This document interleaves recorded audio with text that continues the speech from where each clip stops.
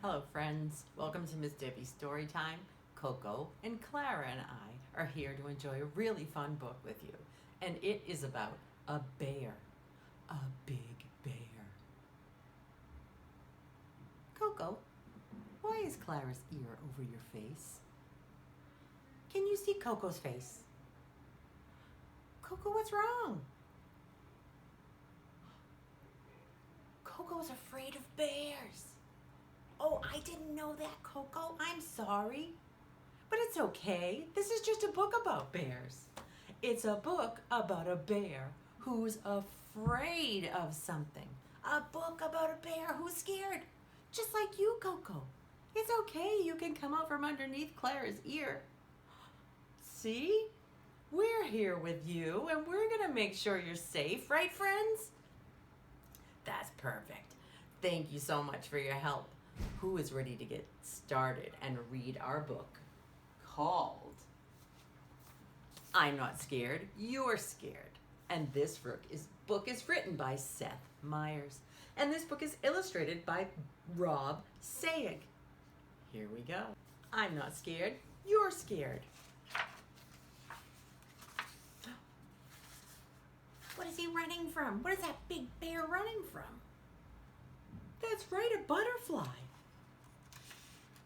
Everyone is afraid of something, and it's okay to be afraid. There once was a bear who was easily scared. Each night before going to sleep, he would tie a bell to his door that would make a noise if anyone tried to sneak in, because even a bear who is easily scared is a very heavy sleeper. He was even afraid of his own reflection. And because he couldn't see himself, he never brushed well and always had food stuck in his teeth. Yuck! When you're a scared bear with food in your teeth, you don't have many friends.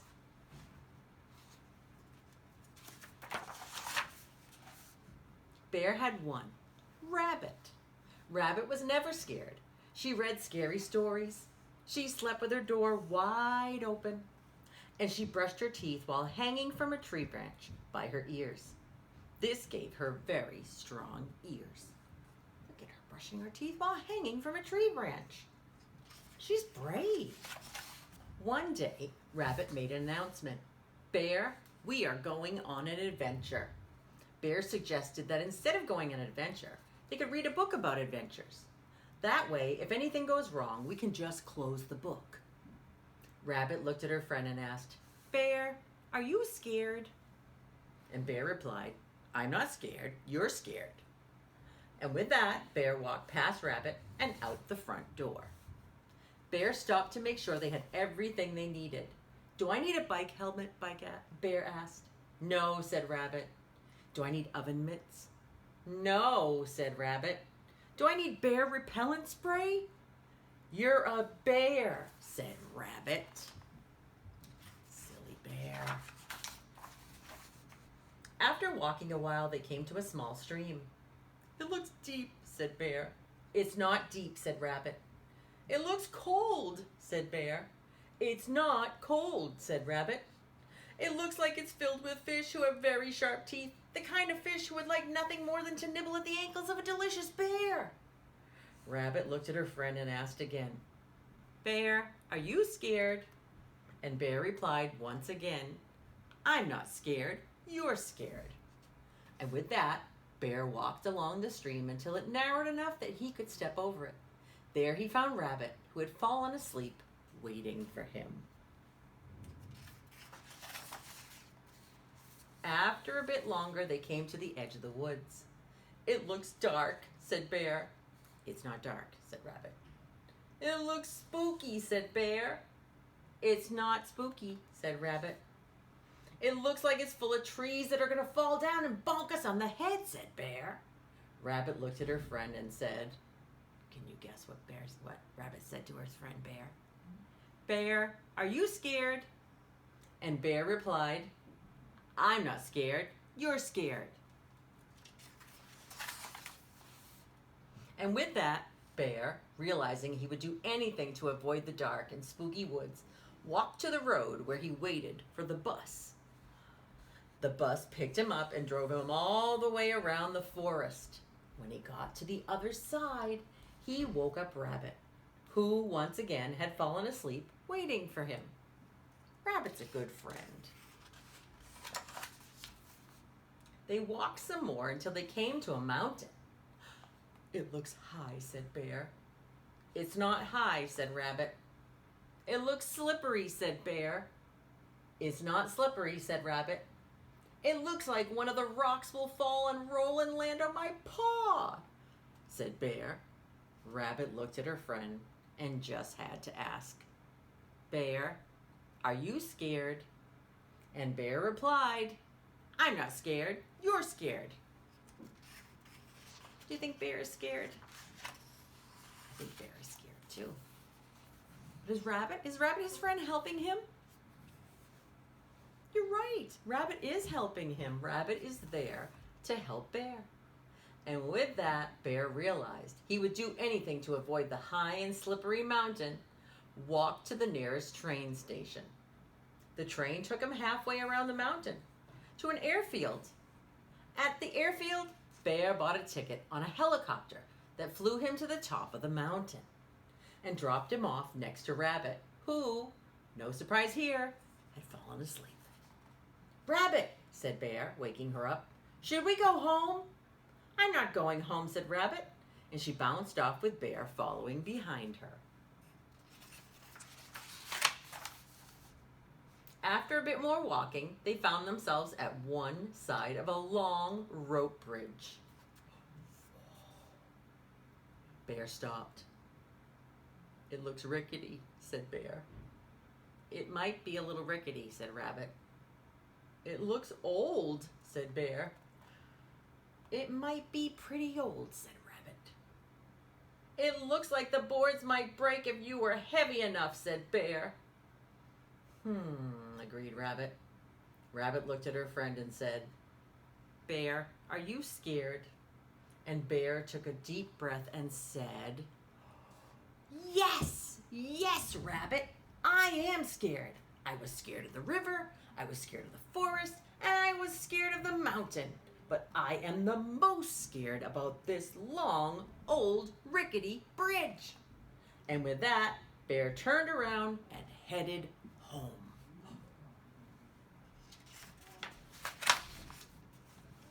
He marched back to the helicopter that flew him back to the airfield. Then he took the train back to the forest, where he got on a bus that took him to the river, so he could cross where it was narrow, and then trudge all the way back to his house where he crawled into bed. Rabbit went to the middle of the bridge and thought, "See, this bridge isn't dangerous. It's a good bridge." And to prove it, she started to jump up and down. And then she jumped harder. Do you think that's a good idea? I don't know. And then she jumped harder than she had ever jumped in her life. And then the board she was jumping on cracked in half.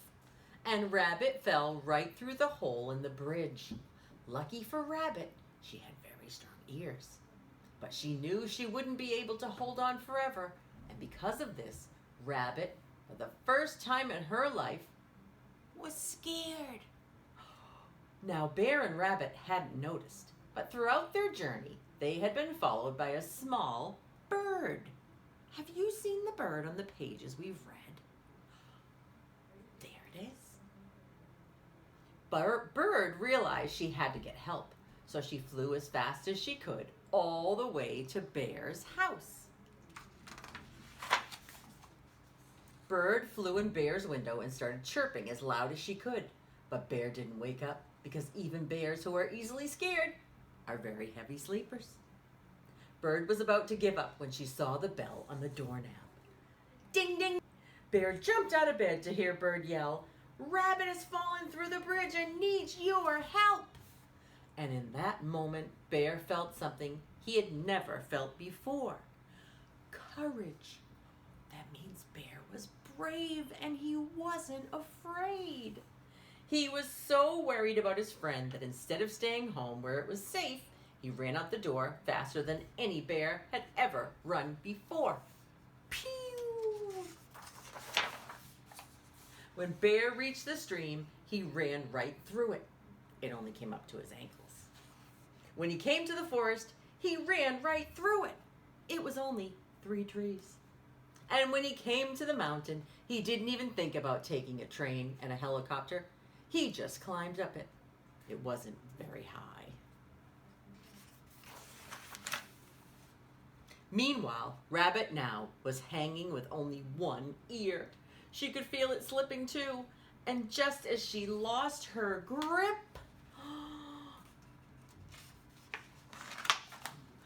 Bear grabbed her by the ear and lifted her to safety. "Bear, were you scared?" asked Rabbit.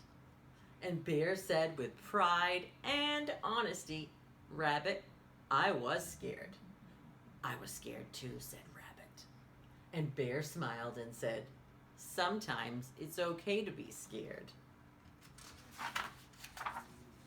That night when Bear brushed his teeth, he didn't hide from his reflection. He looked right at it. And do you know what he saw? A very brave bear with no food in his teeth. The end. Well, I hope you enjoyed that book as much as I did. And if you get a chance to watch the video again, you can go through and look for that bird on each of the pages. Miss Debbie didn't pay attention to the bird in the very beginning, but once I found out that that bird was there to help save Rabbit, I went back and read the book again. Well, before we get started with our craft today, Coco and Clara and I thought it might be fun if you play a little game of Simon Says. Have you ever played Simon Says? Simon Says is very fun, and what we need are 2 people to play Simon Says, and it doesn't take very long. It would be nice to take a little break in your day and play a 5-minute game of Simon Says. One person is the leader, and one person has to follow directions. So if Coco said to Clara, "Simon says, nod your head." Clara nods her head. Simon says, "Jump." Clara jumps. Now Coco can be tricky and say, "Bark." Ruff. I didn't say Simon Says. And that's how you trick the other player. You have to make sure you hear the words Simon Says before you do what they tell you. So that's a fun little game that you can play any time of day. Here we go with our craft. See you in a minute. After reading our book about being scared, I thought that it would be fun if we made our very own bravery badges. Now, a bravery badge is something that you could either pin on your shirt, or you could put some yarn on it and wear it as a necklace, and wear this bravery badge whenever you're trying something new that you're a little bit afraid of. And if you do it and you overcome your fear, wear your bravery badge to show everyone and yourself that you can do anything you put your mind to. What we're going to need for our craft today is some sort of cardboard. Miss Debbie used the tissue box here. You can use a cereal box. You can use any type of food box. I'm using the tissue box, and anything that you have that's the shape of a circle that you can trace. I have this paint bottle here. And what I'm going to do is just put it down here. Take a pencil, pen, crayon, whatever you have, and just trace around it.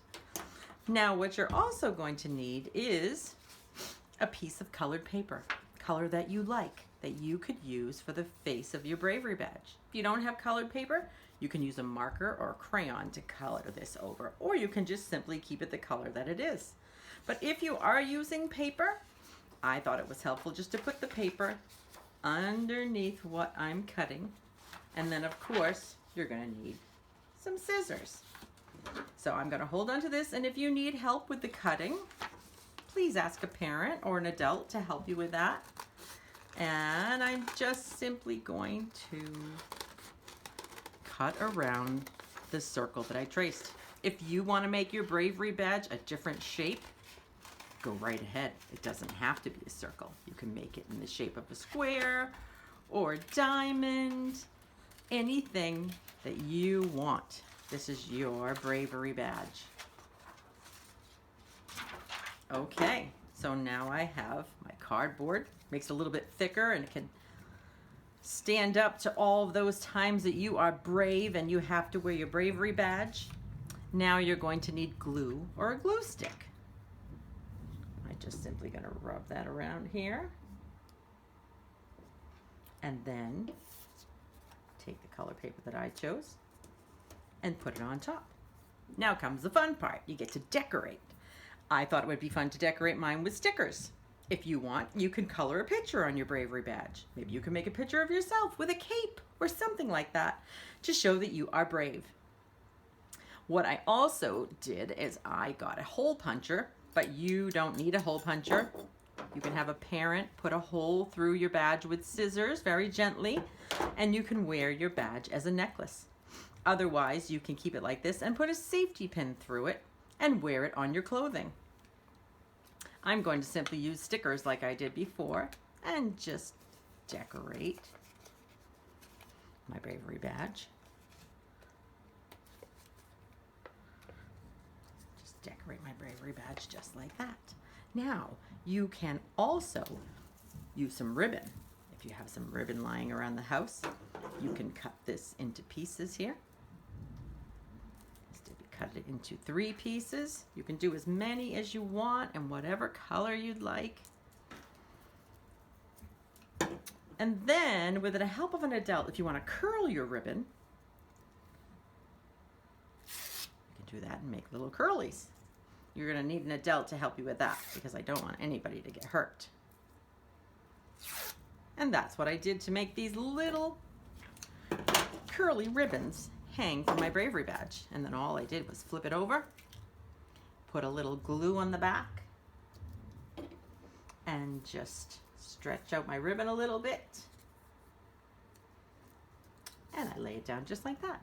And that's how you get your ribbon on the end of your bravery badge. Now I'm going to show you how I put a hole through the top here and just punched it through like that. And then you can take some yarn or string, whichever you have, put it through. And there you have your bravery badge necklace. I hope you have fun with that and be brave.